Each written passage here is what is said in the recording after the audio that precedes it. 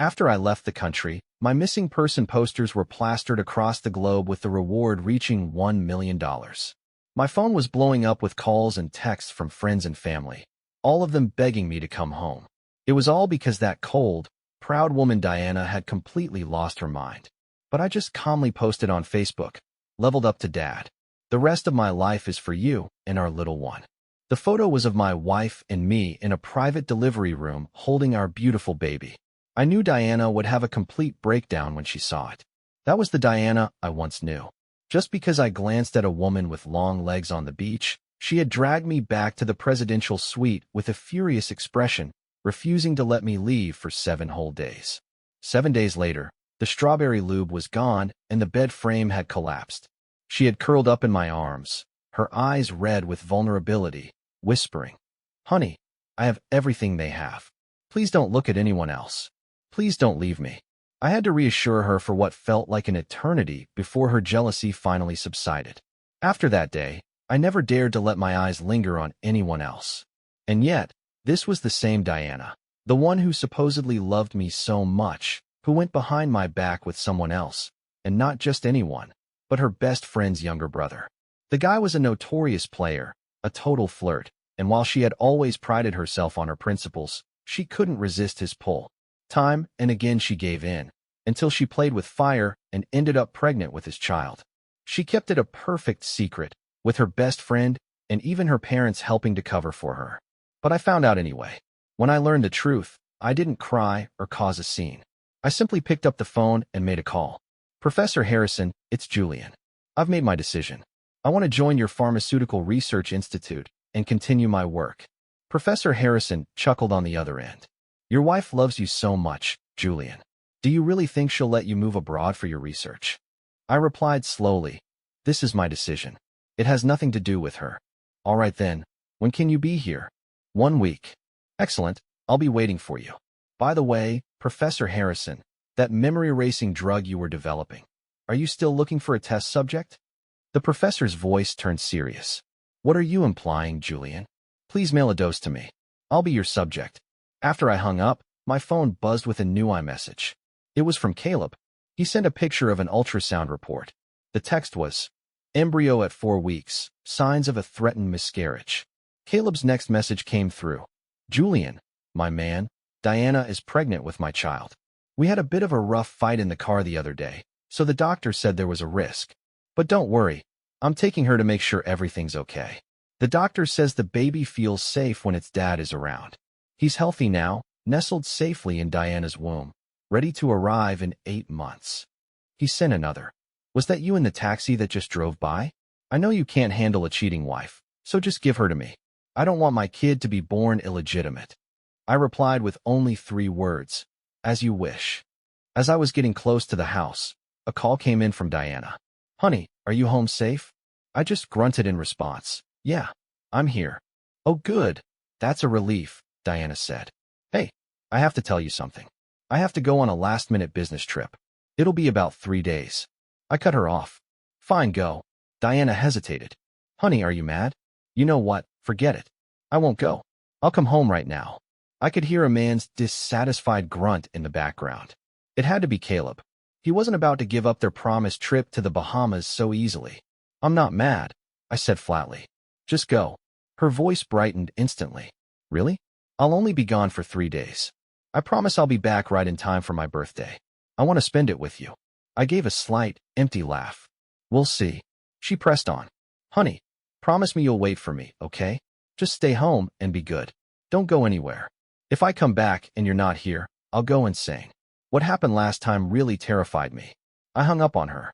How could she say she loved me while sleeping with another man? I just couldn't understand it. The phone rang again, but it wasn't Diana this time. It was a courier. I signed for the package. Inside was a small vial, the memory-erasing drug.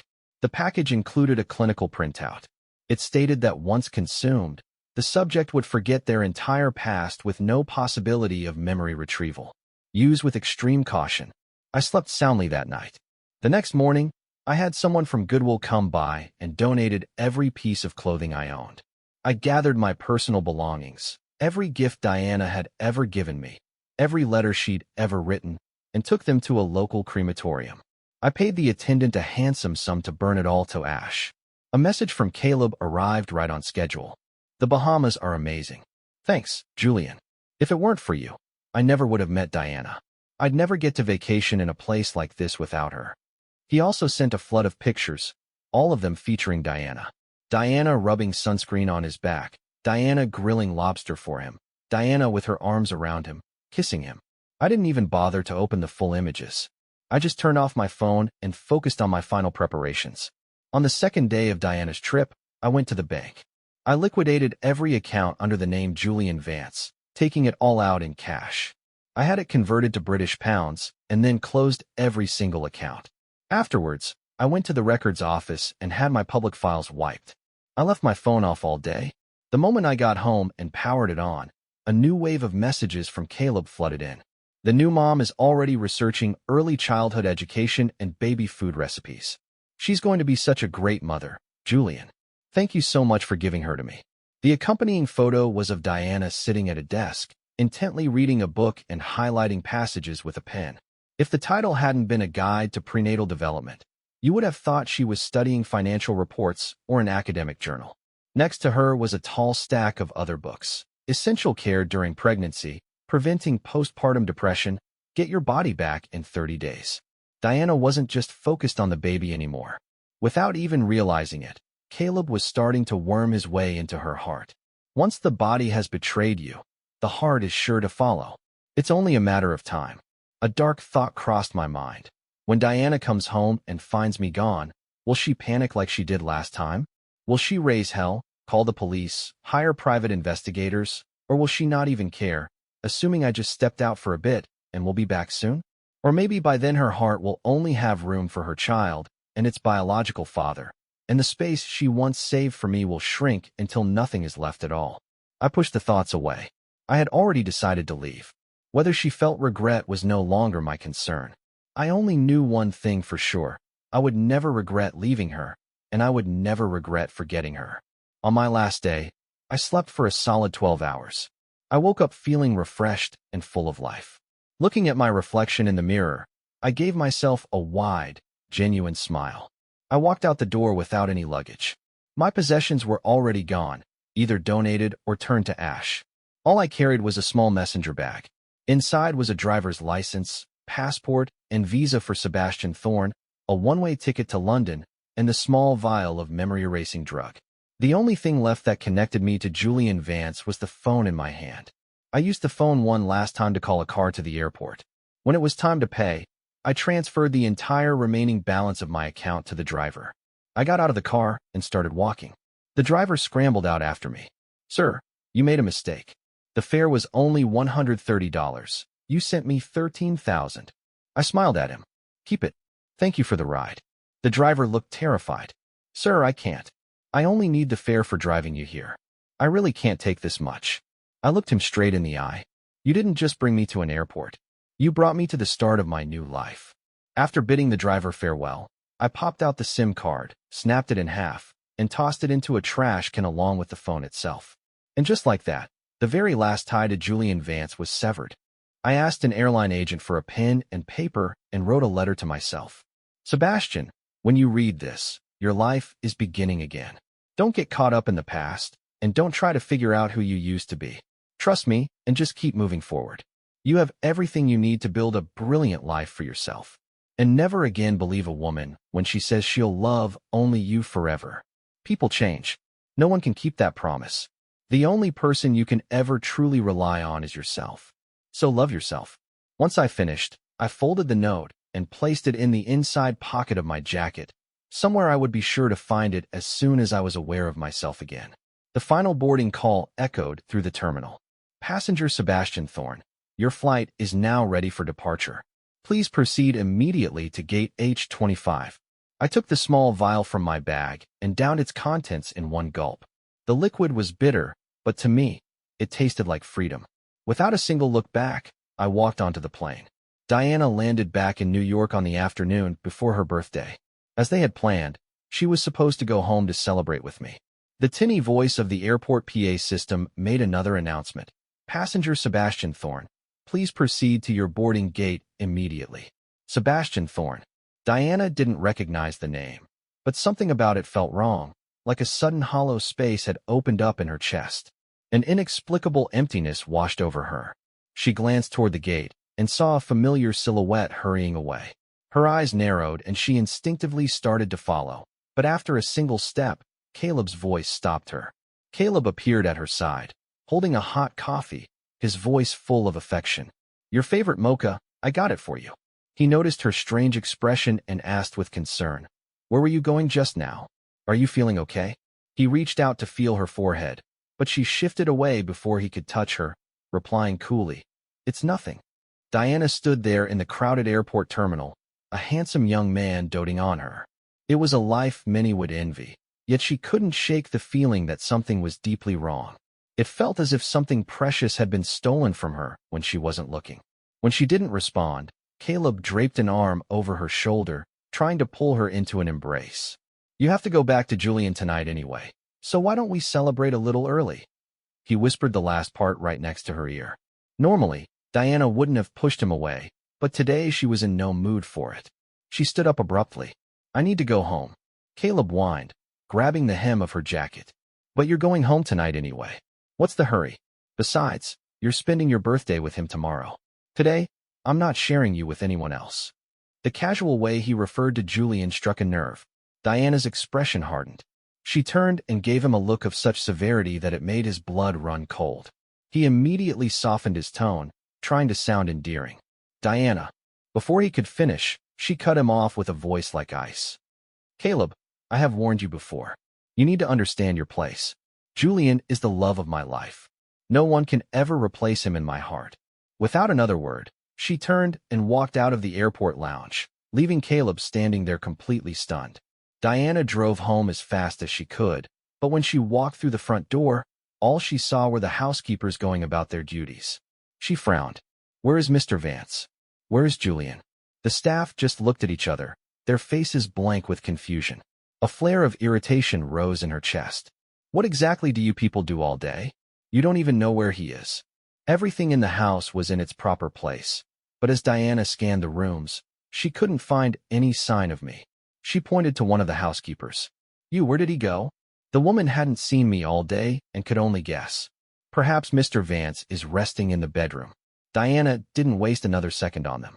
She hurried up the stairs to our bedroom. The moment she pushed the door open, the hope in her chest vanished. The room was empty. There was no trace of me. A wave of disappointment washed over her, then confusion. After they married, my entire life had revolved around her. I'd even lost touch with most of my old friends. Her eyes scanned the room until they landed on an envelope resting on the nightstand. My handwriting was on the envelope, for Diana. They had been together for so many years. What could possibly need to be said in a letter that couldn't be said to her face? Confused, Diana opened the letter.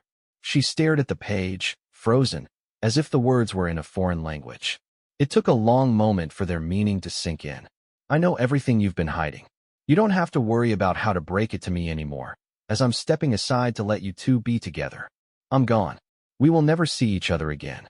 With just a few short sentences, our years together were brought to an end. Diana clutched the letter, her eyes darting back and forth over the words until the paper was crumpled in her fist. She shot to her feet, shouting my name as she began to search the house frantically. Julian, stop playing games. I can explain everything. She thought this was just some cruel joke meant to scare her.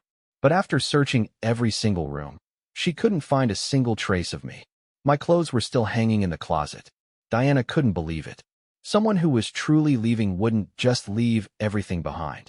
She rushed to the garden in the backyard, then, finding it empty, ran all the way up to the rooftop terrace, thinking I might be waiting for her there. But the rooftop sunroom was empty except for the porch swing we had picked out together. Diana sank onto the swing, pushing off gently with her toes. She tilted her head back and looked up at the sky, as if trying to recapture the feeling of the nights we had spent up there, stargazing together. A single tear escaped and traced a path down her cheek. Diana finally understood. This wasn't a joke. It wasn't a scare tactic. I had truly left her, and I was never coming back. She refused to let that happen. With trembling hands, Diana pulled out her phone and called the number of my best friend. He didn't pick up. She called again, and a third time, until he finally answered with clear annoyance in his voice. "What is it?" "I'm looking for Julian," she said. My friend's reply was sharp. "Why are you calling me? You're his wife. How can you not know where he is?" Diana's voice was small. "I can't find him. Do you have any idea where he could have gone?" "No idea," he said, and then hung up, his tone leaving no room for further conversation. Diana tried calling back, only to find he had already blocked her number. Left with no other choice, she started going through her contacts, calling anyone who might know me. Even old college acquaintances she'd only met a handful of times. After they got married, their lives had drifted apart. She realized she no longer even knew who my friends were. She called person after person, but the answer was always the same. "I don't know." If she pushed for more information, the polite ones would patiently explain they couldn't help, while the less patient ones would just get angry with her. One old acquaintance was particularly blunt. "At your wedding, you swore you'd love him forever. Now he's gone. Don't you think you should be asking yourself why?" A chill went down Diana's spine. "What do you know? You know exactly what you did," the person said before hanging up. "Did you really think Julian was so stupid he wouldn't find out? Figure it out yourself." They knew. They knew more than she had imagined. The more she thought about it, the more terrified she became. A horrifying idea began to form in her mind. I had left so abruptly, taking nothing with me. Was it because I thought I would no longer have any use for worldly possessions? Diana couldn't bear to entertain the thought. Frantic, desperate to reach me and make sure I wasn't struggling, she opened her banking app. She began transferring huge sums of money into my account, adding the same note to every transaction. "Where are you?" She transferred payment after payment, not caring about the amounts. Money was the one thing she had in abundance. All she wanted was for me to come back. But her hope was shattered by a phone call from a bank representative. "Ms. Anderson, we're calling to inform you that the transfers you initiated have failed. The destination account was closed 3 days ago. The funds will be returned to your account within 2 hours." The representative continued with polite apologies, but Diana didn't hear any of it. She just kept asking, "Is there any way for you to contact him?" The answer, of course, was no. She hung up and started downloading the social media apps she remembered seeing on my phone. She knew I used to post my photography online back when things were good. She would always like and comment on my posts. But at some point, all of that had stopped. I was old-fashioned with my online presence. My username on every platform was Sunshower, and my profile pictures were always photos I had taken. But when Diana typed that name into the search bar, all she found were unrelated accounts or the message, "User not found." The conclusion was obvious. I hadn't just closed my bank accounts. I had deleted my entire online presence. A wave of despair deeper than any she had ever known washed over Diana. This wasn't just about leaving her. This was about erasing every good memory they had ever shared. Unwilling to accept this, she scoured the terms of service for different platforms, looking for a loophole. She found a smaller site with a vague privacy policy and called their support line. She got straight to the point. "My name is Diana Anderson. I'm the wife of the user Sunshower. He's missing, and I believe he's in danger. I need you to restore his account data." The support agent was polite but firm. "Ma'am, account data is private information. Only the user themselves can reverse a deletion request." Diana's voice rose with agitation. "I'm his wife. We're family. Doesn't that count for anything?" "That only proves you are legally married, ma'am, not that you are acting on his behalf," the agent replied. "Aren't you afraid he'll sue you?" Diana snapped, resorting to threats. "He's run away from home, and he left without a word. If you ignore my request and something happens to him, I will hold your company legally responsible." The agent was unfazed. "You are free to do so, ma'am. If you can provide us with a court order, we will, of course, have no reason to refuse." Realizing her threats were useless, Diana's breath hitched. She let the raw fear and helplessness she felt take over, her voice trembling. "Please, I'm begging you. I can't wait. I just need a clue, anything. I'm so worried about him." She was on the verge of sobbing, and in a last-ditch effort to convince him, she rattled off her personal information, anything to prove she was telling the truth. The agent finally relented, agreeing to escalate her request, but warned her it would take some time. Diana waited, clutching her phone, refreshing the page over and over. When my profile finally reappeared, she felt a surge of life return to her. She immediately scrolled all the way to the bottom to my very first post. When I first made the account, I was still in college. I used the popular emoticons of the time to document my life. "We're together," the first post read, accompanied by a picture of my hand holding Diana's. We had just fallen in love back then. Just being together was enough to make us happy. Even doing nothing, just sitting next to each other in comfortable silence, felt sweet. A faint smile touched Diana's lips. She hadn't thought about those days in a very long time. Scrolling through these old posts felt like reliving every beautiful moment. A picture she took of me, the office we rented together. Her career is taking off. As of today, I'm her legal husband. Happy wedding day to us. The stars are so beautiful from here. This is our new home. I used to love sharing our life.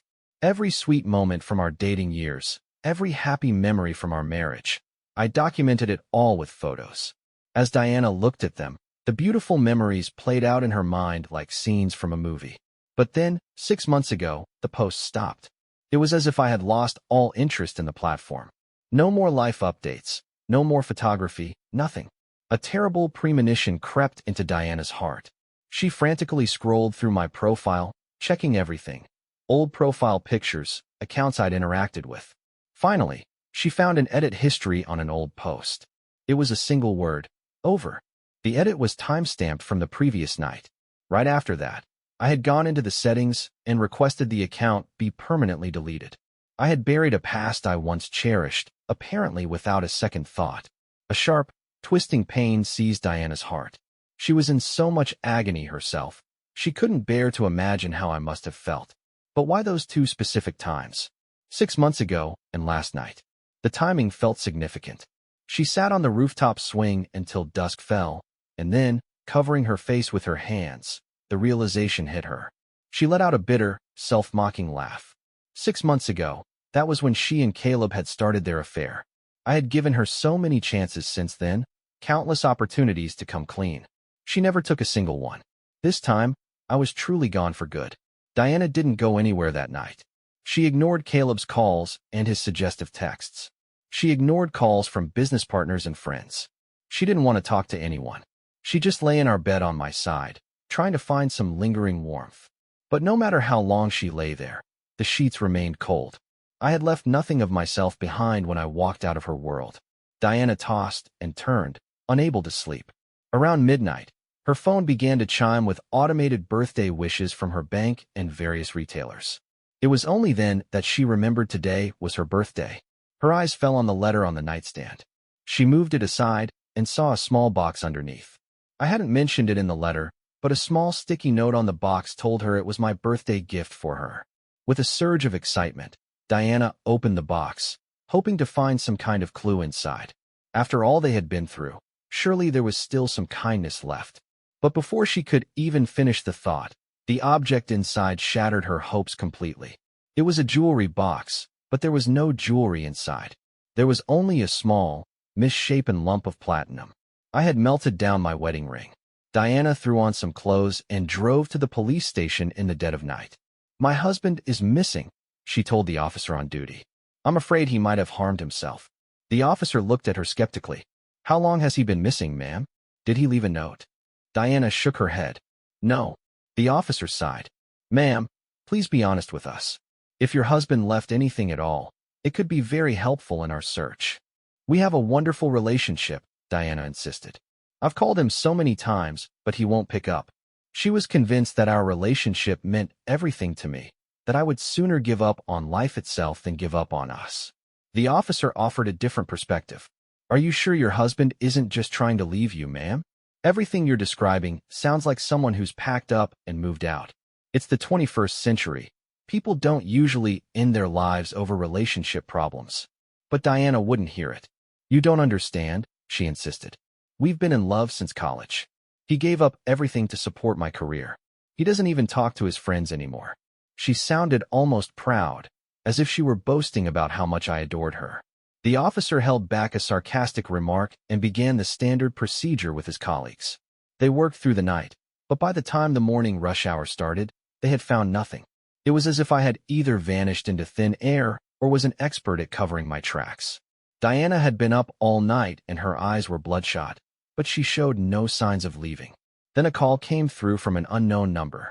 After a brief conversation, she rushed out of the station and sped off in her car.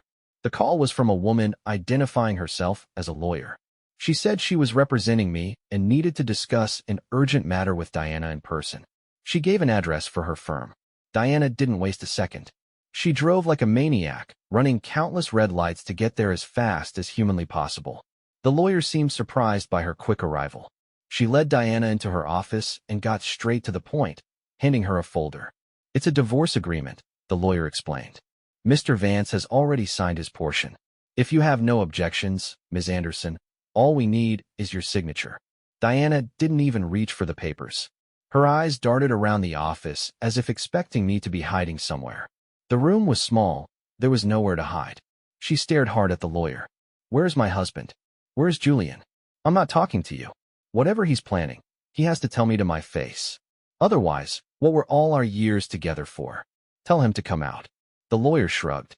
"Ms. Anderson, I must remind you that Mr. Vance has entrusted me with handling all matters related to this divorce. Any and all meetings will be with me. Furthermore, in this marriage, you are the party at fault. However, Mr. Vance is not interested in pursuing that. For the sake of your past relationship, he is willing to part ways amicably. His share of the marital assets has been designated through our firm for donation to various charities. He also wishes for you to cease all attempts to find him." The lawyer relayed my wishes. Diana blinked, her voice full of disbelief. "Is that all? He has nothing else to say to me?" The lawyer thought for a moment, then shook her head. "No, that was all." Diana let out a cold laugh.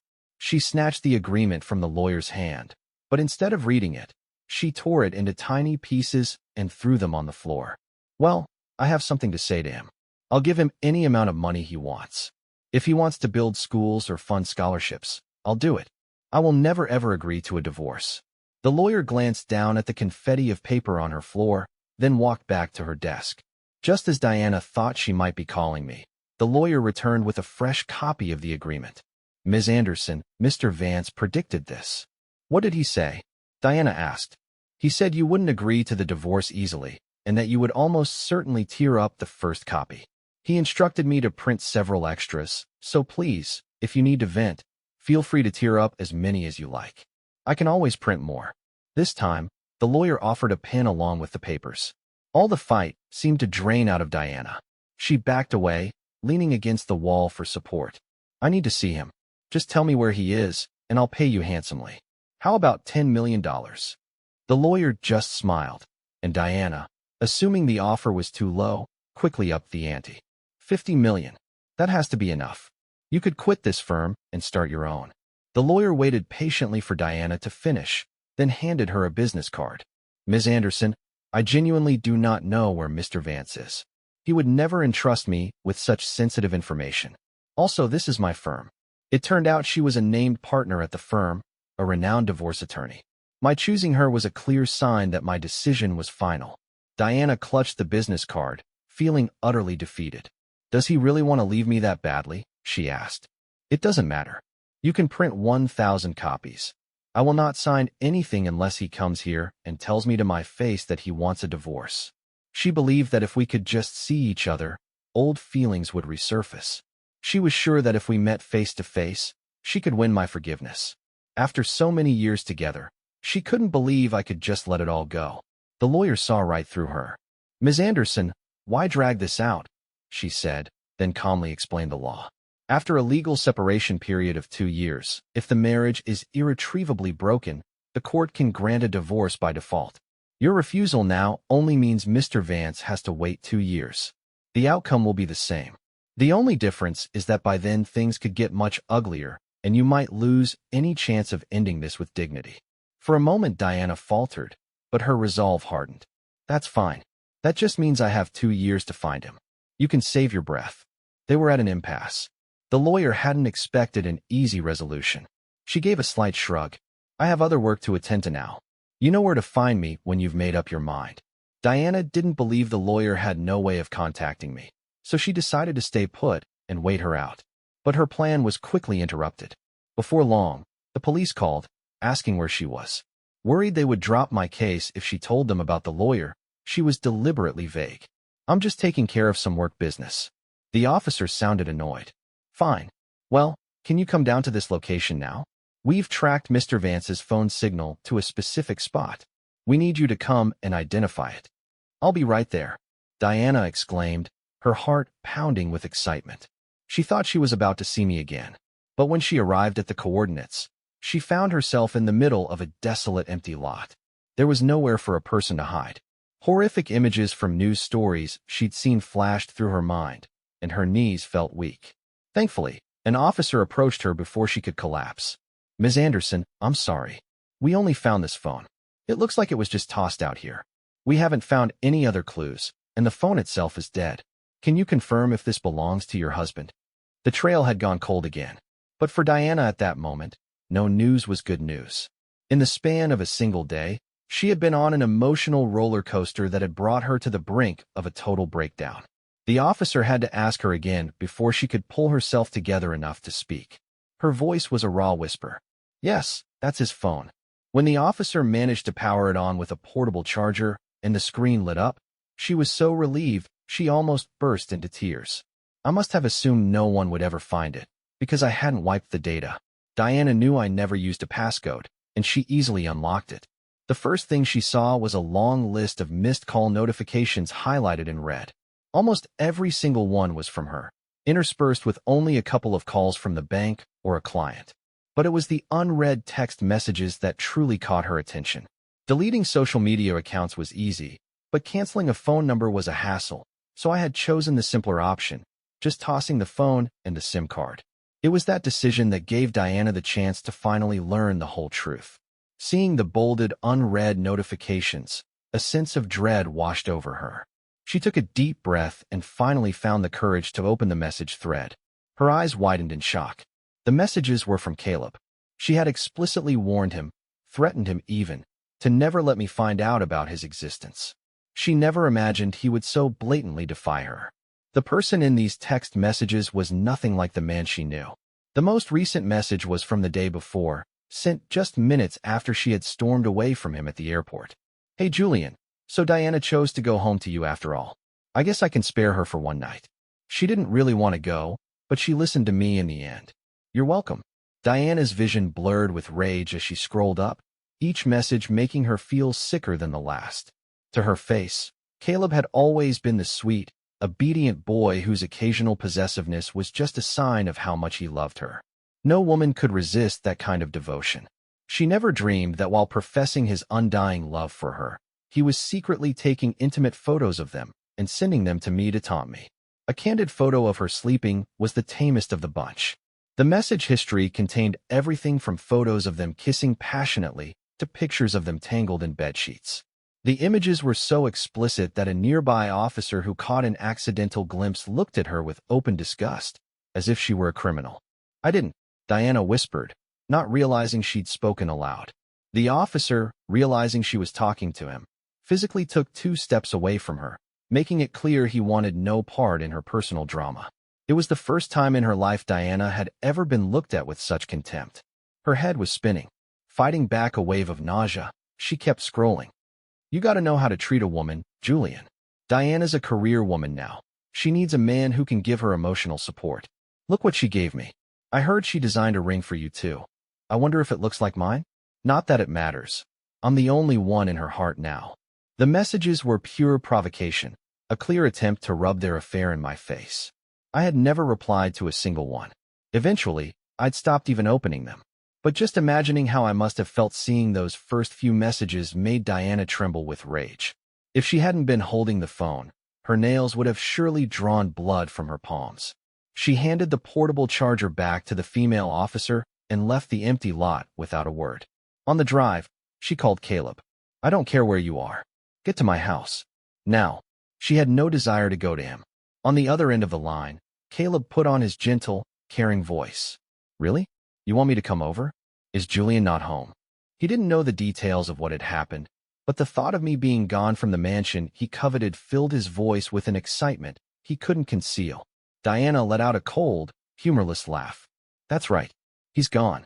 She was laughing at Caleb's pathetic ambition, but also at her own foolishness for being deceived by his gentle act for so long. She didn't know whether to be impressed by his acting or disgusted with her own poor judgment. Caleb, completely oblivious to the ice in her voice, replied cheerfully, "Great. I'll be right over. It's your birthday today, double the reason to celebrate." The sound of his voice filled Diana with disgust. He hung up before he could say another word. It was a long drive from Caleb's apartment to her mansion, but he still managed to arrive before she did. He must have been dreaming of this day for a long time. The moment Diana walked through the door and saw him, she was filled with a burning rage. Caleb was standing on the grand staircase, barking orders at the staff. "I said take down all the picture frames on the wall. Are you deaf? What's the point of clearing the tables?" The frames on the wall held my photographs, ones Diana and I had chosen together to decorate our home. The ones on the tables were photos of the two of us, proof of a love that had once been so strong, but was now just an eyesore to be removed. She shot him a look of pure ice, but Caleb didn't notice. He was too busy playing the lord of the manor. "Get a move on. I'm not a pushover. If any of you slack off, I'll have Diana fire every last one of you." One of the housekeepers protested, "But Ms. Anderson never gave us these orders, and she and Mr. Vance are still married." Caleb let out a shrill, mocking laugh. "Mr. Vance? He's just some loser nobody wants. From now on, I'm the man of this house. Instead of standing around gossiping, why don't you get rid of that ugly old rug?" The ugly old rug he was referring to was a gift Diana had given me years ago. She couldn't stand by and watch him desecrate her home for another second. She stepped forward, her voice ringing with authority. "Stop what you are doing. Put everything back where it was. Then, all of you get out." Her voice wasn't loud, but it carried an undeniable weight that cut through the room. The staff, knowing who signed their paychecks, immediately abandoned Caleb's orders, quickly restored the room to its original state, and then vanished from sight. In the vast, silent room, only she and Caleb remained, staring at each other. Caleb might not have had many talents, but he was an expert at reading a room. He scrambled down the stairs and rushed to Diana's side, his voice soft and comforting. "Diana, I know you must be upset right now, but Julian chose to leave." Diana shot him a look that could freeze fire. "Who gave you permission to say his name?" Caleb flinched, immediately shifting into his pitiful act. Okay, I won't say it if you don't want me to. Just, it's your birthday, and I was hoping." Before he could finish his sentence, Diana's hand shot out. She grabbed the collar of the silk shirt he was wearing, one of mine, and ripped it from his body, throwing the garment to the floor like a piece of trash. The look on Diana's face was terrifying. While she had never treated him as an equal, she had never been this hostile before. A knot of dread formed in Caleb's stomach. He knew he was in serious trouble, but what had he done wrong? He had always acted this way around her. Was it because he had tried to change the decor? If Julian had been the one to ask for a divorce, it made sense that she would be angry. Caleb took the opportunity to wrap his arms around her, his voice a placating murmur. "Diana, I'm sorry, okay? I was just trying to help you redecorate."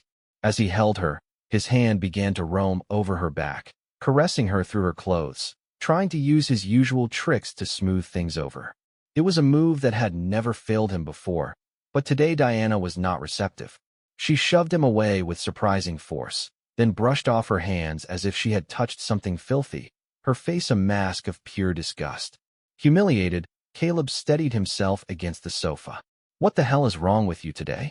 I came here to be with you on your birthday. You're the one who called me." He cursed her silently. She summons him here only to treat him like this? She had to be insane.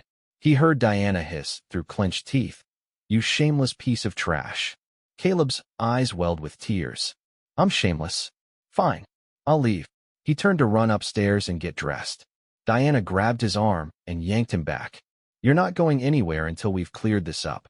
The real danger of the situation finally dawned on Caleb.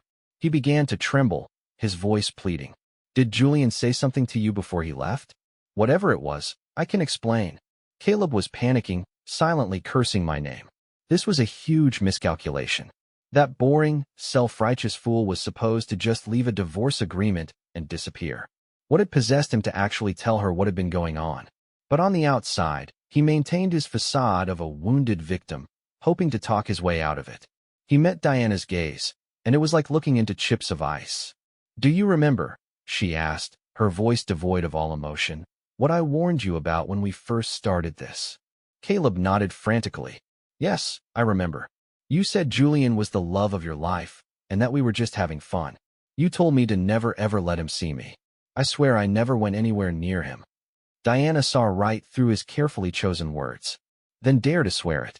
Swear that you did exactly as I said, that you never harassed him, that you never sent him those disgusting messages. Go on, swear that if you did any of those things, you'll spend the rest of your life poor and miserable, a complete failure." For Caleb, that was a fate far worse than death.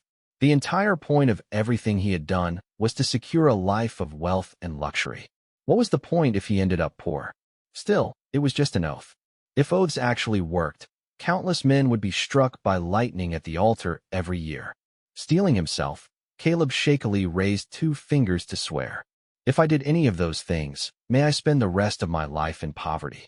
He couldn't bring himself to finish the sentence. The mere thought of being poor made him feel faint. Diana sneered. "You can't even get through a simple oath. Do you really expect me to believe you? Then again, I suppose I have been an idiot, letting you play me for a fool for so long." Her voice rose with every word until she was screaming at him. It was over. It was really over. Caleb knew that for Diana to be this direct, she must have proof. Forcing himself to look composed, he dropped to his knees on the very rug he had just insulted, his voice breaking. "Diana, please forgive me just this once. I only did it because I love you so much." Diana laughed as if he had told the funniest joke in the world. "Love me?" she sneered. "Or do you love my money? I think we both know the answer to that." She had no time for his lies. She pulled out my phone, unlocked it, and shoved the screen in his face. "You sent these, didn't you? The proof is right here. What do you have to say for yourself now?" The sight of him made her sick to her stomach, but with me gone, she needed answers. Caleb's first instinct was to grab the phone, but Diana snatched it back before he could touch it. It was the last thing she had of me. Caleb lunged for it, but came up empty. The color drained from his face. He opened his mouth to make an excuse, but no words came out. He had sent all those photos, all those messages. Even if he had deleted them from his own phone, it was useless if I hadn't deleted them from mine. He was sick with regret. If he had known this would happen, he would have been so much more careful. Unwilling to lose everything he had worked for, he changed tactics. He lunged forward and grabbed the hem of her dress. "Please, just forgive me this one time. Give me one more chance, and I'll prove I can be a good husband to you. I'll even help you handle the divorce scandal." He scrambled for any reason she might be angry, desperate to fix it, never once considering the simple truth that she truly loved me and that losing me was destroying her. "Shut up," Diana snarled. "My husband is Julian Vance, and only Julian Vance. A shameless creature like you has no right to even be in this house. Get out." Caleb looked heartbroken. "You can't do this to me after everything we've been through. I've worked so hard for you." Listening to his pathetic whining filled her with nothing but disgust. She shoved him away and without a backward glance pressed the intercom button for security. The head of security rushed in. "Ms. Anderson, is everything all right?" With her back still turned, Diana waved a dismissive hand. "Remove this person from my property and make sure he never sets foot here again." "Diana," Caleb cried out in a pitiful voice. "I'll never do it again, I swear. You're carrying my child. For our baby's sake." Diana's voice was like ice. "I'm getting an abortion." The security guards only took orders from Diana. When Caleb tried to approach her again, 2 guards swiftly grabbed him by the arms and dragged him out of the house. They threw him onto the driveway and slammed the heavy iron gates shut. The mansion was in an exclusive neighborhood, but even on a weekday, people were out for walks or running errands. The commotion of a half-naked Caleb being thrown out of the house quickly drew a crowd of onlookers. People started pointing and whispering about the public spectacle. "He must be the other man. Looks like the husband found out. So shameless." The humiliating comments reached Caleb's ears, and he wished the ground would swallow him whole. He screamed Diana's name until his voice was raw, but she never appeared. Finally, a bystander who couldn't take it anymore walked up to him. "You should probably stop. You're making a fool of yourself." Pathetic. Unable to get Diana's attention, Caleb turned his rage on the bystander. "I'm going to be a very important person one day. You'll regret crossing me."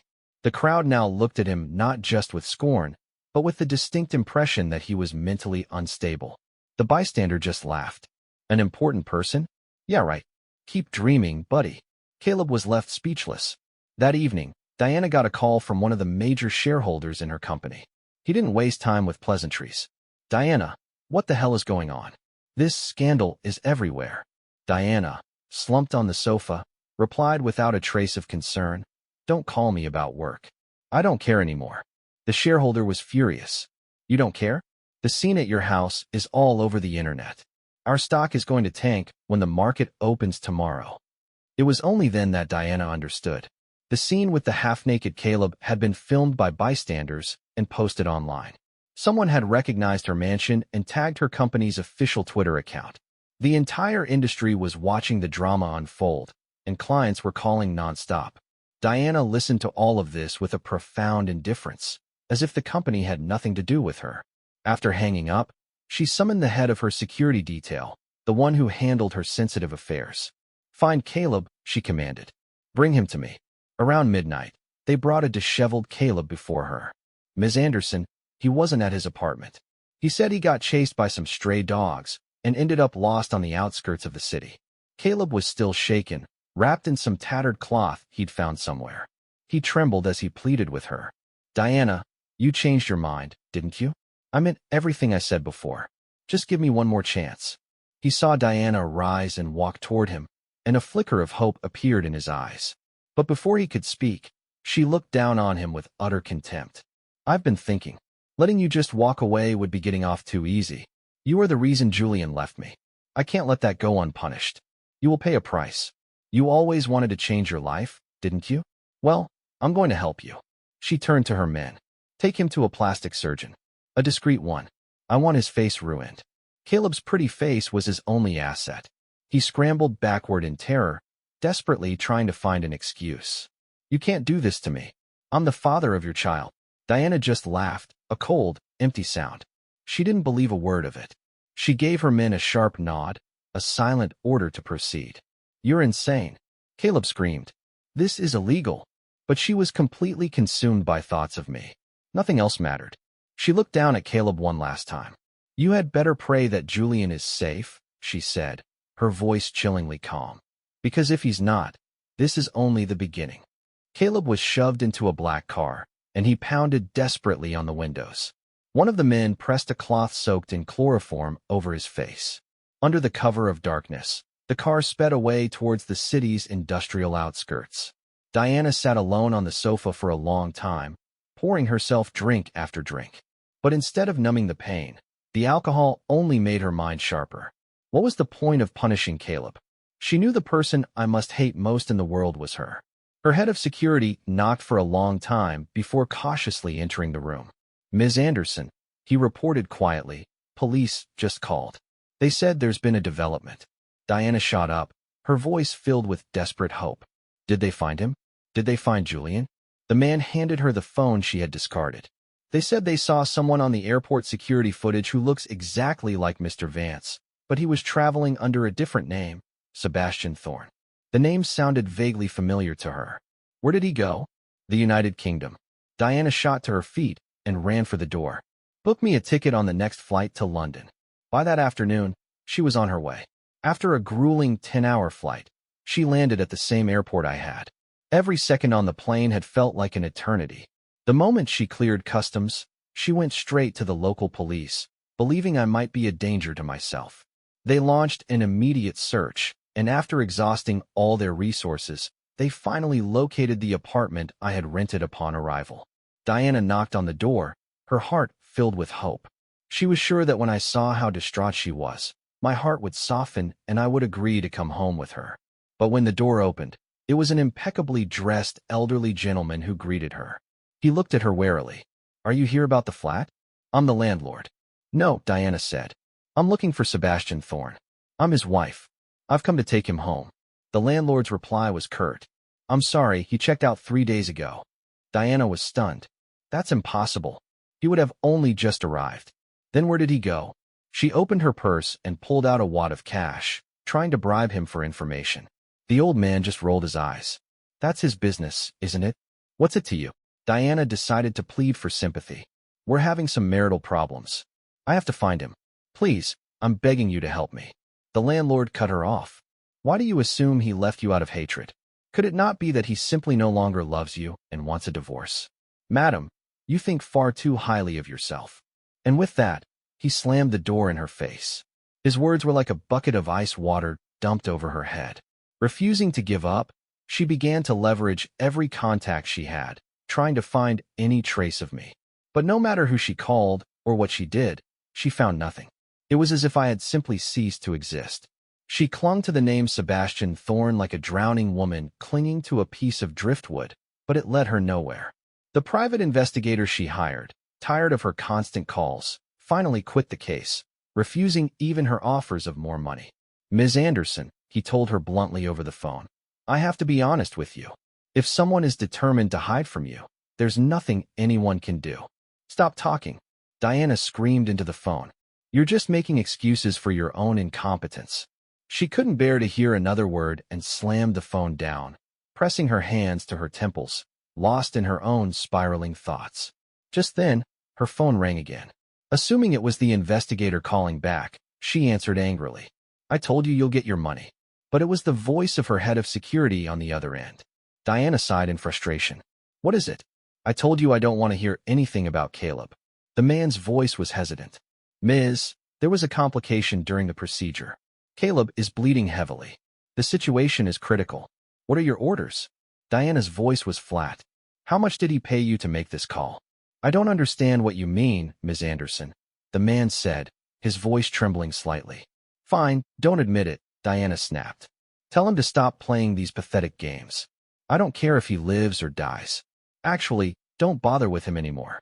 Just ship him off to Southeast Asia. I hear they're always looking for new talent in the clubs over there. The security chief felt a chill run down his spine. Yes, ma'am. I'll see to it immediately. He never imagined she was capable of such madness. And just like that, Caleb Vance disappeared from the face of the earth. Diana remained lost in her grief. She blocked every call that came from her company. Eventually, the calls stopped coming altogether, and rumors of a corporate takeover began to circulate. But she didn't care. She remained in Europe, chasing ghosts. Her visa eventually expired. The British police, having concluded that I had disappeared voluntarily, officially closed my case. She tried to pressure them to continue, but she had little influence in a foreign country. Even the police back home were no longer willing to help. Defeated, Diana returned home with a heavy heart. She locked herself in our bedroom and refused to come out. The staff, seeing her utter despair, didn't dare to disturb her and simply continued to run the household as I had instructed them to. But when she stopped eating, refusing to even touch the meals they left outside her door, they grew worried. After 2 days, fearing the worst, they called her parents. It was only then that her parents learned of everything that had happened. Mortified but unable to abandon their daughter, they rushed to the house. When she wouldn't answer their knocking, they had the staff break down the door. They found Diana kneeling on the floor in front of the small jewelry box, muttering to herself, completely oblivious to their presence. Sweetheart, what's wrong? Her mother asked gently. But Diana didn't seem to hear her. She just kept whispering to the box. A chill went through everyone in the room. Her father cautiously approached her and could finally make out the words she was repeating over and over again. Julian, I was wrong. Her father slapped her across the face. What good is this doing? He yelled. You had a perfect life and you threw it all away for this nonsense. The shock of the blow seemed to bring Diana back to reality. She slowly turned to face them. Dad, Mom, you're here. Do you know where Julian is? She tried to stand using a nearby table for support, but she was too weak and stumbled, sending everything on the table crashing to the floor. Seeing the dark circles under her eyes and the bruise forming on her chin, her mother burst into tears. Oh, sweetheart, why are you doing this? You have to let him go. Her father, frustrated but unable to bear seeing his daughter like this, softened his tone. Stop torturing yourself. Instead of this, you should be looking after your company. He had heard the rumors. The stock price was in free fall, and they had lost several major contracts because of the scandal. The company was failing, but Diana wasn't listening. Her voice was a hoarse rasp. Who says this is useless? If I'm sincere enough, Julian will forgive me. I know he will. Seeing the unhinged look in her eyes, her mother began to sob. What are we going to do with her? Honey, you have to do something. Her father grabbed her by the shoulders. Diana, snap out of it. He tried to pull her away from the box so the staff could remove it, but despite not having eaten in days, she had a surprising amount of strength. No one touches my ring, she screamed, fighting him off like a wild animal. In the struggle, the sleeve of her robe was pushed up, revealing a series of cuts on her arm, some old and faded, some terrifyingly new. Her mother saw the marks and let out a wail of despair. She's really lost her mind, hasn't she? Maybe we can find Julian. Convince him to just see her one last time. Her father shook his head, his voice heavy with sadness. She's the one who betrayed him. Why would he ever come back? After much deliberation, her father signed her up to appear on a popular TV show that helped people find lost loved ones. When Diana heard there was a chance this might reach me, she unblocked her assistant's number and, for the first time in months, made a business call. The assistant was overjoyed to hear from her. Ms. Anderson, it's so good to hear from you. The company has been. Diana cut her off. I don't care about the company. I'm going to be on a television program. I need the PR department to promote it. I want you to invest in the show to make sure it airs as soon as possible. I'm going to apologize to Julian and ask him to give me another chance. Diana continued to give instructions, but her assistant was in shock. Ms. Anderson, have you considered what this will do to the rest of us? The company's reputation will be destroyed. What about our jobs? What does that have to do with me? Diana replied. The only thing that mattered was what she wanted. Assistant's heart went cold. Is there anything else, Ms. Anderson? Yes, Diana added. After the show airs, I want the video of my apology posted on the company website and promoted on every major social media platform globally. It is imperative that he sees how sorry I am. Do you understand? Diana was as arrogant and demanding as ever. She had no idea that the entire company was on the verge of mutiny, that everyone had long since lost all respect for her. Her assistant had been about to tell her, but now she saw it was pointless. Yes, Ms. Anderson, she said, her voice flat and devoid of its usual respect. I'll take care of it. Diana, of course, didn't notice the change in her tone. She threw herself into preparing for the show. She wrote draft after draft of her speech, rehearsing it at home for hours on end, determined to deliver the most sincere, heartfelt plea to win me back. On the day of the taping, she stood before a national television audience, and with tears streaming down her face, she looked into the camera and spoke to me. I'm so sorry. I broke my promise. I failed to honor the vows I made to you. But please, you have to believe me. You are the only one I have ever truly loved. Please, just come home. She had used simple, direct words, refusing her father's offer to have a professional speechwriter polish her apology. All she wanted was for her raw, genuine emotion to reach me. For the first few days, her assistant did as she was told. The video of her apology was everywhere online. But 3 days later, things changed. First, the company's official website went dark. Then all the ads featuring her apology were replaced with other promotions. It was as if it had never happened. Diana called her assistant, furious, but before she could get a word out, the assistant launched into a tirade of her own. Ms., I assumed that since you've completely abdicated your responsibilities, you no longer cared what happened to the company.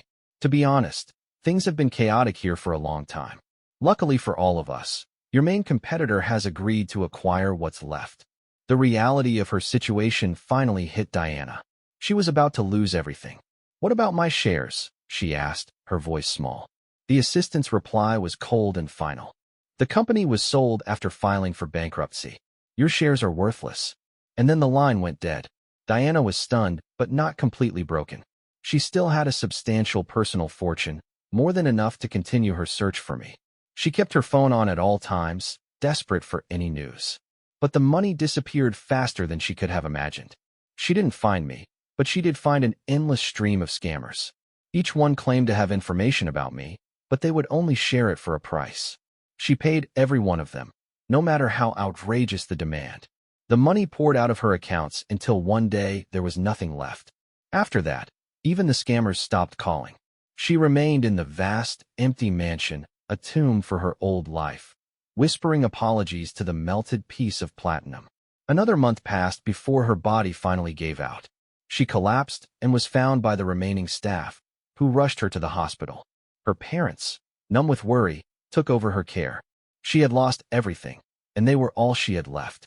After a thorough examination, her doctor spoke to them with a grave expression. You need to prepare yourselves. Your daughter is suffering from extreme psychological distress. She's been through a severe trauma, and her condition is critical. If she continues to decline, she may become a danger to herself. The news struck her parents like a physical blow, but they knew they had no other choice to save their only child. They sold their own home to pay for her to be admitted to a private long-term care facility.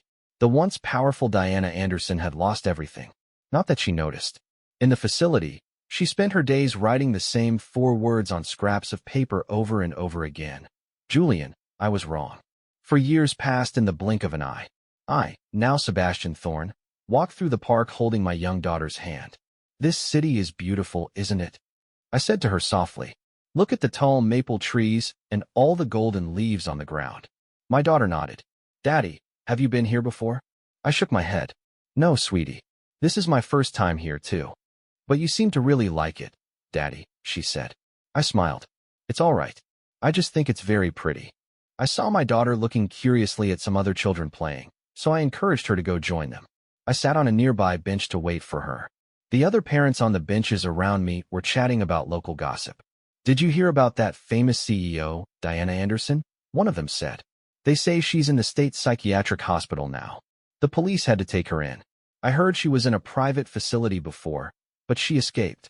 How does someone like that have a mental breakdown? Another asked. It was probably when her company went bankrupt. The shock must have been too much. That was 4 years ago, the first one replied. My sister works downtown. She saw the whole thing. Apparently, she was just grabbing random men on the street, telling any good-looking guy she could find that he was her husband. She scared one poor kid so badly he called the cops. They spoke about her without a trace of pity, only disdain for her behavior. I listened quietly. It was a story about a stranger, yet for some reason, it filled me with a vague sense of melancholy.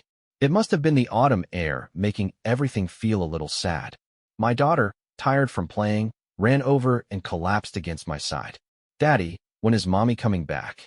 I stroked her hair, about to answer, when a woman with a kind face and a gentle smile walked up to us. She was holding 2 ice cream cones. What's wrong, sweetie? She asked. My daughter threw her arms open and jumped into the woman's embrace. Mommy, my wife handed one of the ice cream cones to me, then scooped our daughter up with one arm, giving her the other cone and reminding her to eat it slowly. I watched the two of them, and my wife smiled at me. What are you thinking about? I took her free hand in mine and smiled back. Just thinking how happy I am having you and our daughter here with me. Our little family is going to have a wonderful life together. Yes, we will, she replied, her face glowing with happiness.